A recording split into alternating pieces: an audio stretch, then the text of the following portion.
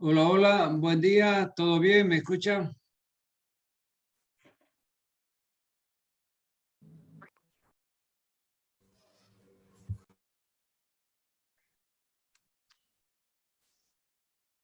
Hola, hola, ¿me están escuchando?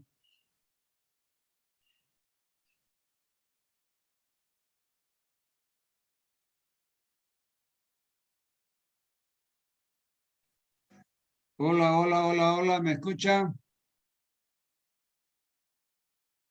Buen día, doctor. Sí, se le escucha. Muy bien, perfecto. Vamos a comenzar entonces el práctico de fisiología con el grupo F y nos toca recuento de glóbulos blancos, porque lo último que dimos fue recuento de glóbulos rojos, ¿no es cierto? ¿O fue electrocardiograma?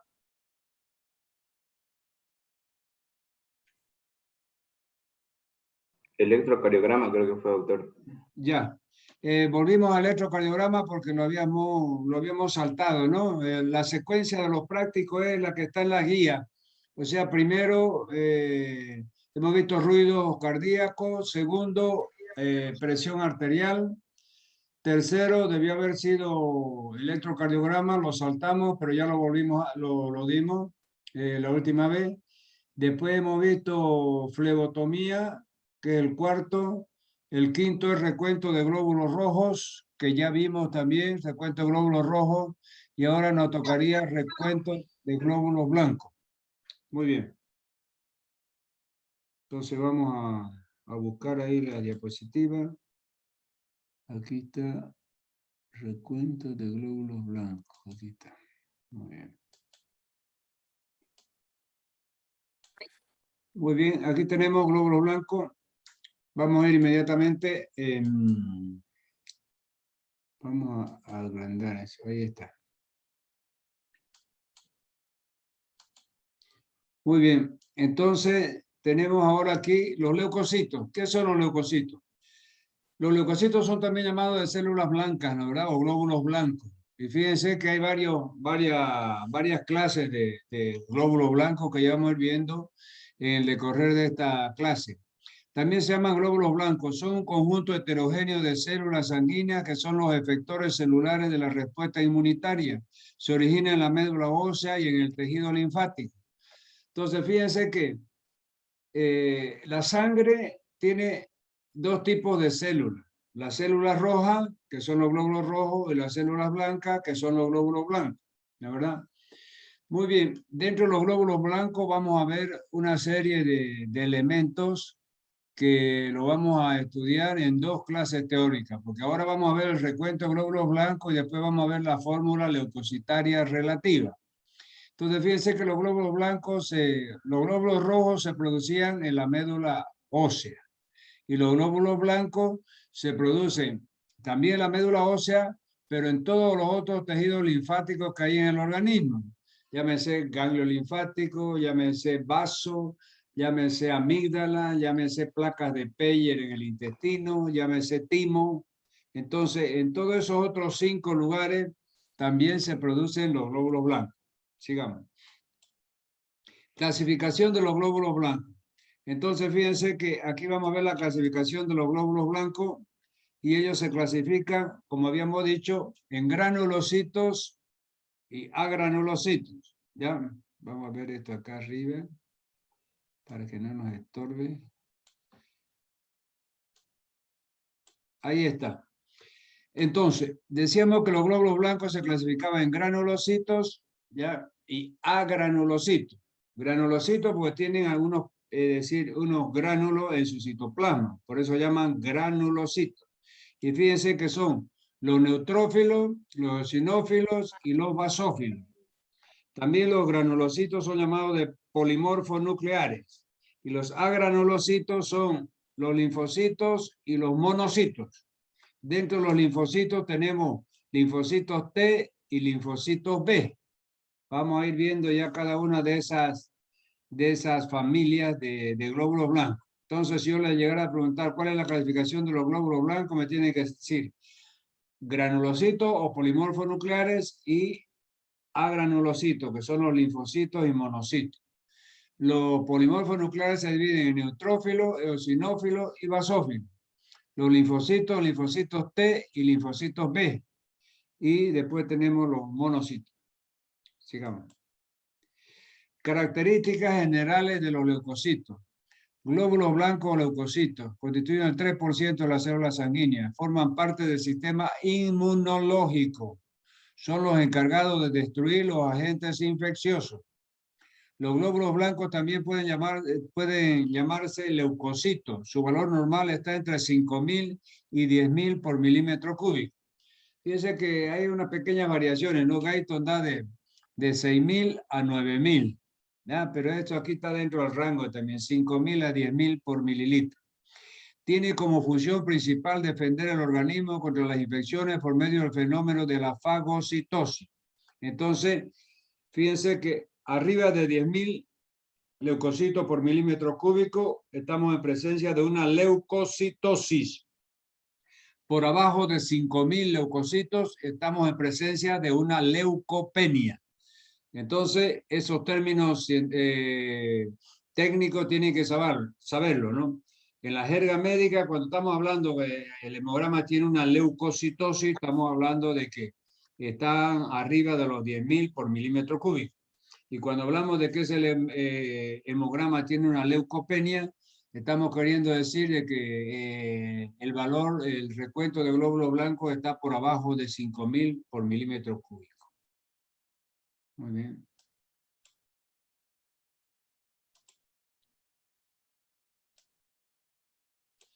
Fisiología del glóbulo blanco. Clasificación general. Entonces aquí tenemos una nueva clasificación ya muy parecida a la anterior que vimos. Fíjense, ¿cómo se clasifica? Por la presencia o no de gránulos en su citoplasma, como yo les acababa de decir, se van a dividir en granulocitos y agranulocitos. ¿Ya? Los granulocitos son también llamados de polimorfos nucleares. Aquí tienen, síganme con el apuntador. Se clasifica entonces por la presencia o ausencia de gránulos, se llaman granulocitos, que eran los polimorfos nucleares, que eran los neutrófilos, basófilos y eosinófilos. Después tenemos en segundo lugar los agranulocitos, que eran los linfocitos y los monocitos. Los linfocitos podían ser linfocitos T y linfocitos B. Muy bien, ahora por su origen, ¿cómo es la clasificación de los glóbulos blancos por su origen? Mieloides y linfoides. Fíjense que yo siempre hago estas preguntas en el examen final, que es presencial, y les pregunto, a ver, clasifíquenme los glóbulos blancos según su origen, y tienen que decir, hay la serie mieloide y la serie linfoide, ¿ya? La serie mieloide, la que habíamos visto, que derivaban, es decir, eran prácticamente los granulocitos, ¿no? Y después los linfoides son los granulocitos prácticamente. Por las características del núcleo, mononucleares y polimorfos nucleares. O sea que el núcleo puede tener varios lóbulos o puede tener un solo lóbulo. Y según su función, procesos fagocíticos y procesos inmunitarios. Ya. Muy bien, vamos a ir de nuevo, vamos a la próxima. Aquí tenemos entonces, fíjense cómo se ven al microscopio ambos tipos de leucocitos. A la izquierda tenemos los granulocitos, fíjense ustedes, y a la derecha tenemos los agranulocitos. Entonces los granulocitos que habíamos visto que eran los neutrófilos, se clasificaban en eosinófilos, basófilos y neutrófilos. Entonces algunas características, fíjense que los neutrófilos, generalmente en el núcleo, fíjense, el núcleo tiene varios lóbulos. Hasta pueden tener 3, como aquí tiene 3 lóbulos. 3 a 5 lóbulos tienen los neutrófilos. Así se ve en microscopio. Los basófilos, fíjense, generalmente tienen alrededor de 2 lóbulos, ¿no? Y los eosinófilos también, fíjense, 2 lóbulos, ¿no? Entre los agranulocitos tenemos el monocito y los linfocitos. La característica del monocito y linfocito, fíjense ustedes, de que tiene un núcleo grande. Fíjense que ocupa casi todo el citoplasma. Fíjense, aquí tenemos dos linfocitos, el núcleo grande y solamente deja una pequeña orilla de citoplasma. Sin embargo, acá fíjense que el núcleo está en el centro y tiene bastante citoplasma, es decir, en los granulocitos, que son los neutrófilos. Sin embargo, en los monocitos, fíjense que el núcleo es grande y son bien parecidos los linfocitos a los monocitos. Fíjense que la única diferencia es que el monocito tiene como una muesca aquí en el lado derecho que le da la forma medio arriñonada. Parece un riñoncito, por ejemplo, ¿ya? Pero también es grande, el núcleo ocupa casi todo el citoplasma. Entonces, fíjense, aquí tenemos dos linfocitos, ¿ya? Con núcleo grande que ocupa casi todo el citoplasma, y el monocito también, un núcleo grande que ocupa casi todo el citoplasma, pero la diferencia es que aquí en uno de los lados del núcleo, en los monocitos, hay una entradita así que le da la forma de riñón, arriñonada. Muy bien, vamos a seguir entonces.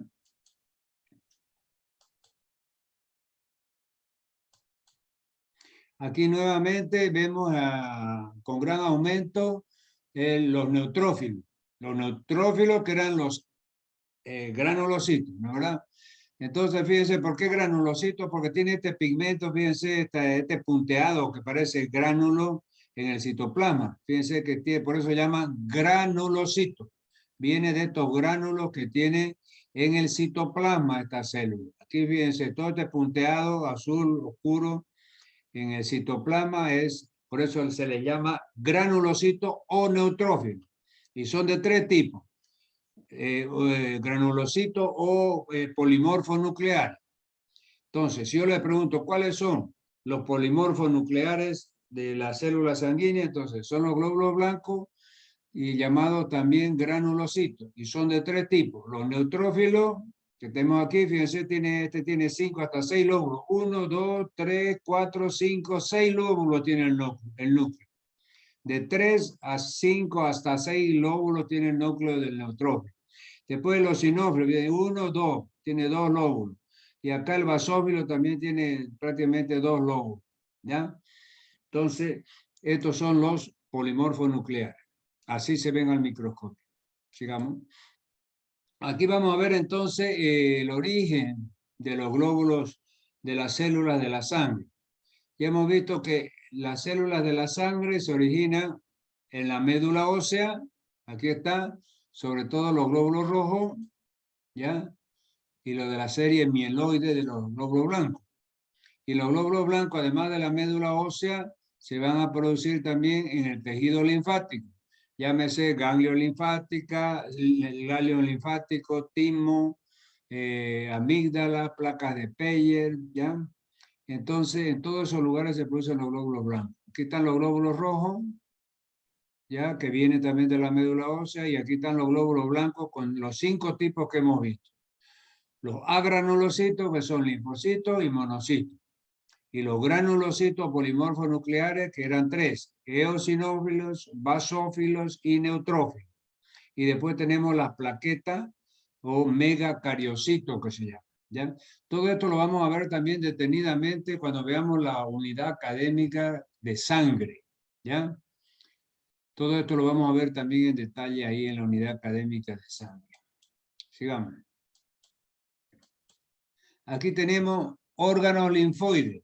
Entonces, como yo les decía, los glóbulos rojos se producen exclusivamente en la médula roja de los huesos, ¿ya?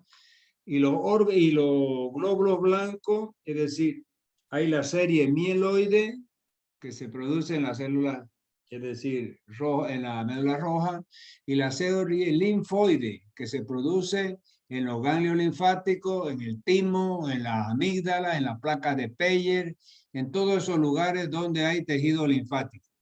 Entonces, aquí en este cuadro, nos está mostrando todos los lugares donde se producen, donde hay tejido linfoide y pueden llegar a producirse o a fabricarse glóbulos blancos. Entonces, aquí nos divide los órganos linfoides. Vamos a poner el apuntador en Aquí está, órganos linfoides en primario y secundario. ¿Qué son los primarios? Origen, desarrollo y maduración de las células del sistema inmune. Entonces, aquí en estos órganos linfoides primarios se originan y se maduran las células del sistema inmunológico. Y los órganos linfoides secundarios, en ellos las células inmunes maduran, son activadas por los antígenos. Entonces, eso es muy importante, eso, que en los órganos linfoides primarios se originan y desarrollan básicamente las células linfoides, ¿ya? Pero en los órganos secundarios, linfoides secundarios, básicamente madura. Y después ya vamos a ver, es decir, es como si después que se producen las células blancas del sistema inmunológico, tienen un proceso de maduración. Es decir, es como una pasantía que van y hacen al timo, vamos a ver después, ¿ya? Y se transforman en timocitos ahí. Entonces ahí se entran en contacto con los antígenos y se vuelven ya células matadoras, células ya dispuestas para destruir al enemigo, ¿verdad? Entonces los órganos linfoides primarios que están aquí a la izquierda son la médula ósea y el timo. Médula ósea, origen de las células del sistema inmunológico, maduración de los linfocitos B. Entonces fíjense que los linfocitos B, porque habíamos visto que las células blancas se dividían en serie mieloide, que son los polimorfos nucleares, y serie linfoide, que son los linfocitos y los monocitos.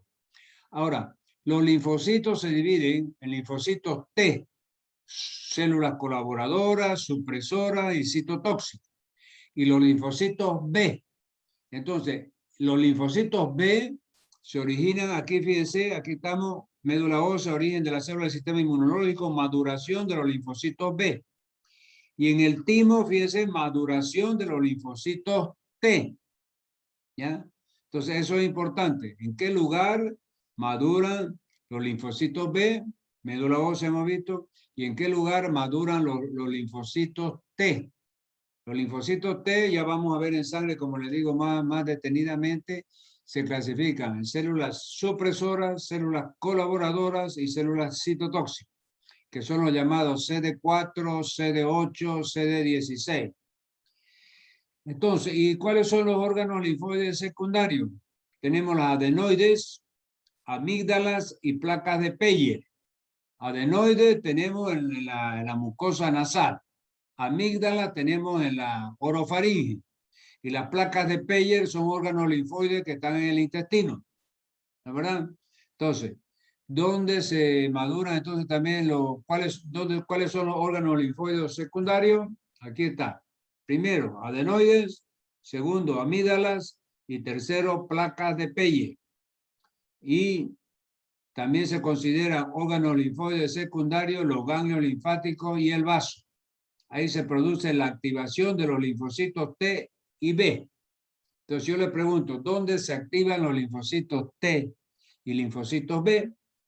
Tienen que decirme en el ganglio linfático y en el vaso. Entonces esta es la clasificación de los órganos linfoides. En primario, donde se origina y se desarrolla. Maduran también un poco, pero no tanto. Y los órganos linfoides secundarios, aquí es donde está la verdadera maduración de los órganos linfoides.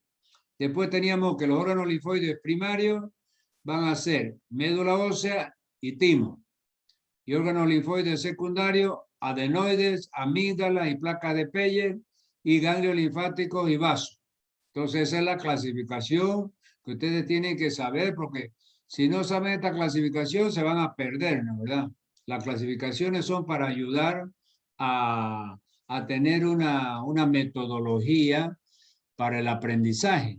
Entonces estos cuadros de clasificación ayudan mucho a tener clara la figura para fijar las funciones, desarrollo, origen y maduración de las células sanguíneas.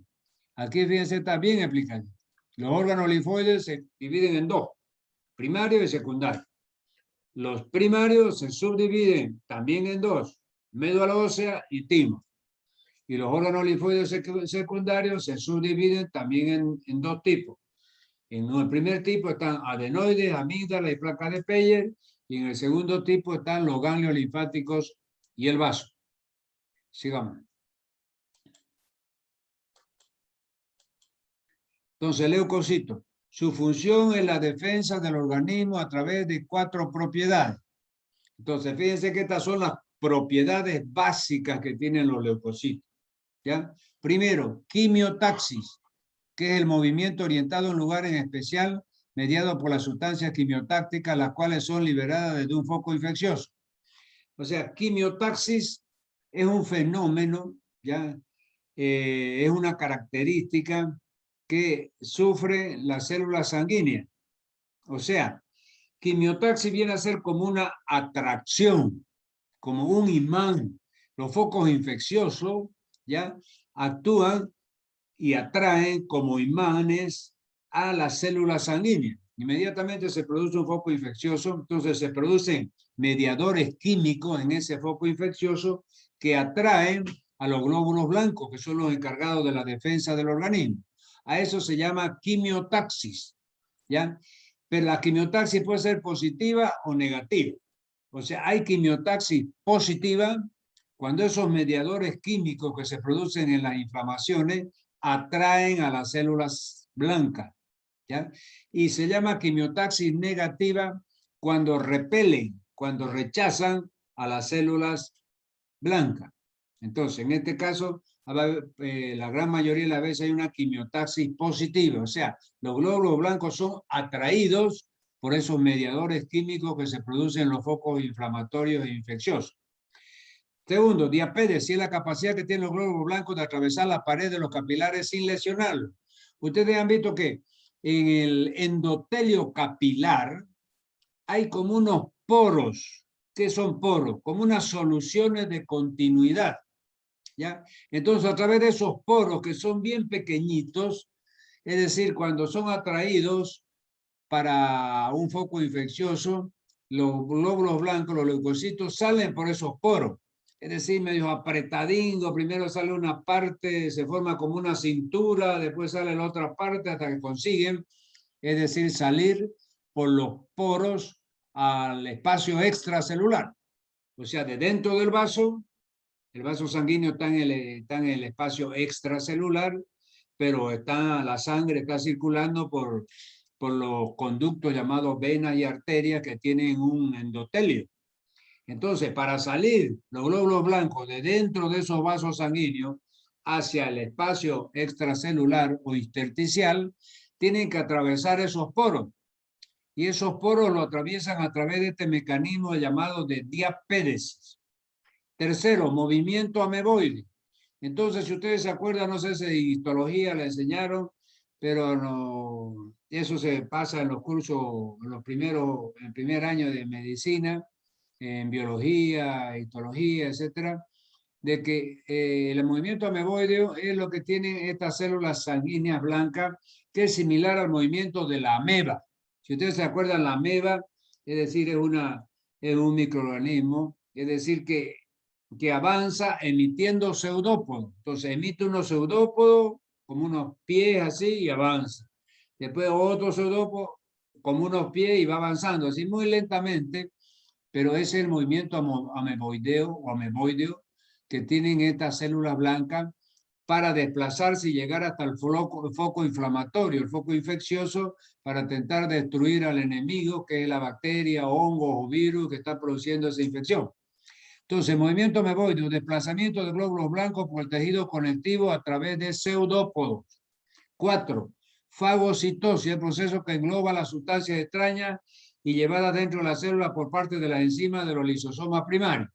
Entonces, fíjense que nosotros ya este término, es decir, ya nosotros lo hemos visto ese término, ¿ya? Diciendo de que la fagocitosis, cuando vimos transporte de membrana,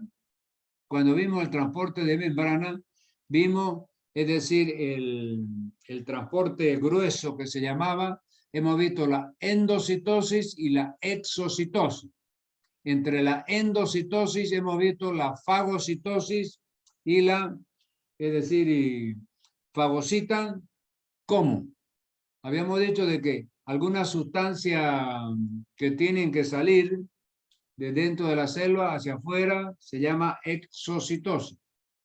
Y algunas sustancias que tienen que entrar de afuera hacia adentro de la célula se llaman endocitosis. Entonces, ese es como que si la célula englobara, comiera a esa sustancia extraña, y eso es lo que se llama, es decir, fagocitosis. Vamos a ver aquí la próxima. Entonces, yo le pregunto, ¿cuáles son los 4 elementos o funciones de defensa que tienen las propiedades que tienen los leucocitos? Entonces, quimiotaxis, diapédesis, movimiento ameboide y fagocitosis. Sigamos, sistema inmunológico. El sitio donde los glóbulos blancos crecen, se desarrollan y se despliegan son los órganos linfoides, denominados así porque a los glóbulos blancos también se los llama linfocitos. Algunos de los principales órganos del sistema inmunológico son. Entonces, el sistema inmunológico va a estar formado por estos 5 órganos: médula ósea, timo, vaso y ganglio linfático. Médula ósea, timo, vaso y ganglio linfático.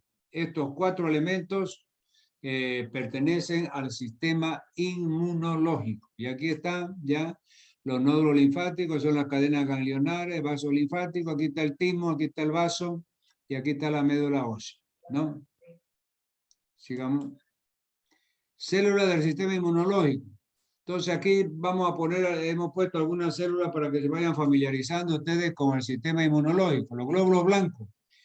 Tenemos la célula natural killer, asesina por naturaleza, primer línea de defensa contra infecciones víricas y células cancerígenas. Producen citoquinas que regulan funciones de los linfocitos T y B y macrófagos.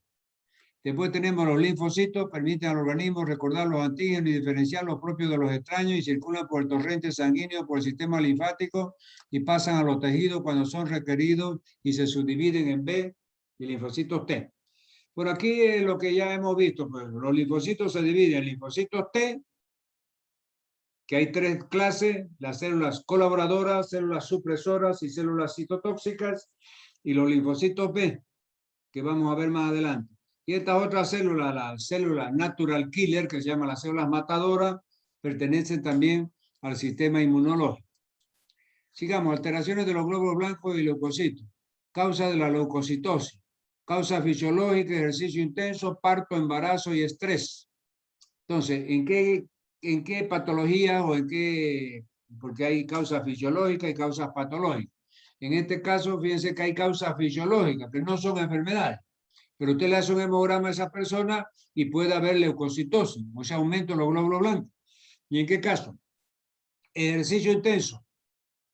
Si usted es un atleta, después de un ejercicio intenso le hace un hemograma, puede ser que tenga una cantidad mayor a 10.000 glóbulos blancos por milímetro cúbico de sangre, y eso sería catalogado como una leucocitosis. Parto. Entonces, las mujeres que están en el final de la gravidez, está el momento del parto, te le hace un hemograma y pueden tener leucocitosis. Embarazo. Entonces, a través de los 9 meses de embarazo, te le hace hemograma a esa mujer grávida o embarazada y puede darle leucocitosis. Estrés. Pacientes muy estresados, usted le hace un hemograma y aparece también leucocitosis. Segundo, enfermedad del sistema hemocitopoyético. Hiperplasia maligna de un sector, leucosis o leucemia, glóbulos blancos aumentados. Entonces, fíjense que en la leucemia, que es el cáncer de sangre, están aumentados los glóbulos blancos. Puede tener hasta 500.000 por milímetro cúbico. Tercero, causa patológica, hiperactividad del sistema hemocitopoyético, hematopoyético, se llama, que afecta en forma exclusiva o predominante a uno de los 3 sectores del sistema mieloide, linfoide o sistema retículo endotelial. Se observan además las células juveniles en la sangre periférica, que en la sangre normal no existe. La fórmula absoluta nos informa sobre la alteración que produce. Ya, entonces, si yo le pregunto alteraciones de los glóbulos blancos o leucocitos, entonces hay causa fisiológica como ejercicio intenso, parto, embarazo y estrés. Esas son causas fisiológicas, no es enfermedad. El embarazo no es enfermedad, el parto no es enfermedad, el ejercicio interno no es enfermedad, el estrés también no es una enfermedad, es decir, orgánica, sino es una enfermedad, un trastorno psicológico, digamos. Y las enfermedades verdaderas que producen leucocitosis es la enfermedad de la leucosis, o sea, la leucemia, o sea que el cáncer en la sangre, se producen alteraciones en el número de glóbulos blancos de la sangre. Y otras causas patológicas pueden ser del sistema mieloide, del sistema linfoide o sistema retículo endotelial. Entonces, cualquier patología de sangre puede llevar a una leucocitosis. Cualquier patología, por ejemplo, maligna de sangre como la leucemia puede llevar a una leucocitosis. Y entre las causas fisiológicas solamente ejercicio intenso, parto, embarazo. Sigamos. Leucocitos y sus funciones. Entonces vamos a ver las funciones de leucocitos. Monocitos se diferencian a macrófagos después de abandonar el torrente sanguíneo. Linfocitos comprenden dos subpoblaciones, linfocitos T y linfocitos B, a través de las cuales llevan a cabo la respuesta inmunológica celular y humoral respectivamente. Basófilos intervienen en las reacciones anafilácticas, eosinófilos intervienen en las infecciones parasitarias y los neutrófilos fagocitosis de los microorganismos. Entonces aquí es básicamente para tener ya una pauta de si usted en un hemograma, por ejemplo, encuentra aumentado una de estos tipos de glóbulos blancos, más o menos ya puede orientarse al diagnóstico. Por ejemplo, si están aumentados, fíjense acá los neutrófilos, esto de aquí, los voy a poner con mi apuntador. Si están aumentados estos neutrófilos, usted tiene que orientarse ya para un proceso infeccioso, ya agudo. Hay una leucocitosis basada en los neutrófilos. Es decir, aumentan los leucocitos y sobre todo esta familia de los neutrófilos en las infecciones. Cuando aumentan, fíjense, los eosinófilos, puede deberse a una parasitosis intestinal, ¿ya? Después, cuando aumentan los linfocitos, generalmente se debe a problemas virales, infecciones virales, ¿ya? Linfocitos. Y cuando aumentan los monocitos, a infecciones crónicas como tuberculosis, lepras, etc. ¿Ya? Entonces, los eosinófilos aumentan. Parasitosis intestinal o problemas de alergia. Problemas de alergia también aumentan los basófilos. ¿Ya? Basófilos, eosinófilos, problemas de alergia y eosinófilos, problemas parasitarios intestinales. Los linfocitos, virosis, algunas virosis, y los monocitos, infecciones crónicas como tuberculosis y lepra, y los neutrófilos generalmente en problemas infecciosos agudos. Sigamos. Aquí tenemos linfocitos B y anticuerpos. Fíjense que los linfocitos B son los encargados de la inmunidad humoral. ¿Y qué es la inmunidad humoral? Es dada por los anticuerpos, ¿ya? Después tenemos los linfocitos T, ¿ya? Producen la inmunidad celular. Y los linfocitos T hay de tres tipos. Células supresoras, T colaboradoras y T citotóxicas. ¿Ya? Eso lo vamos a ver también extensamente cuando veamos la unidad académica de sangre. Por eso es que yo les digo, es decir, ver la parte que yo tomo, la parte práctica, es lo que dice la unidad académica, ¿ya? Y eso es lo que yo tomo en los exámenes prácticos finales y en los exámenes prácticos parciales. Entonces, por eso es que está íntimamente amarrada la práctica con la teoría, ¿ya? Ahora, las cositas ya manuales, cuánto tiempo se pone en la centrífuga, cuántas gotitas de no sé qué se pone ahí, etcétera, ya eso es una... Probablemente ustedes nunca lo van a volver a hacer eso en su vida, en su práctica profesional. Nunca van a volver a hacer un hemograma, un leucograma, un examen de parasitológico, un test de embarazo. Todo eso lo van a pedir a los laboratorios, ¿no es verdad? Pero lo que tienen que saber es la parte, es decir, teórica, la parte conceptual, de qué es el hemograma, cómo se interpreta el hemograma, cuáles son las funciones de cada célula de la serie blanca, las funciones de cada célula de la serie roja, las funciones de las plaquetas, etcétera, dónde se producen, cuándo están alteradas, para más o para menos, eso es lo que tiene que saber. ¿Ok? Muy bien. Entonces, esto es con relación a este práctico ahora de